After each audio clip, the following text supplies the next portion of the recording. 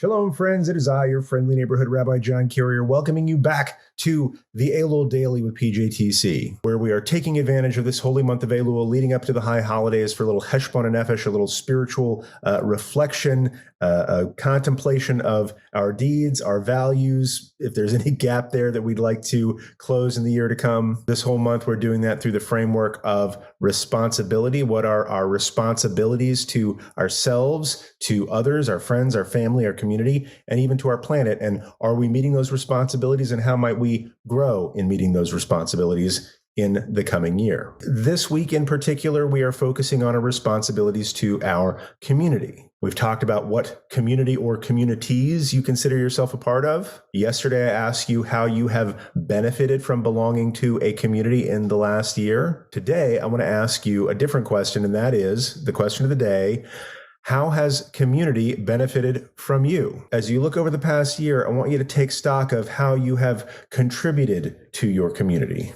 whether that's through the investment of time, the investment of knowledge and know-how, whether that's for the investment of dollar bills. Perhaps most importantly, how have you put your heart into your community this year? Maybe it was an ongoing regular commitment. Maybe it was just one time where you really stepped up when you needed to. This is another one of those times where I want you to sit down, maybe with a piece of paper, and make a list. How have you contributed to your community this year? And I want to say every success counts, no matter how seemingly small to you. You never know what impact that might have had on somebody else. Now, I'll confess, maybe this gives you pause to say, okay, maybe I could have given more to my community. It's okay to notice that. I don't want you to beat yourself up. This question isn't to judge anybody about what they did or did not do. But just as I ask you, how have you benefited from community? I want you to get real with how you have contributed to the community. I think if you sat down and listed the ways, you might be pleasantly surprised is exactly how active you've been. And in any case, I hope it motivates you to keep up the same level of activity, or maybe even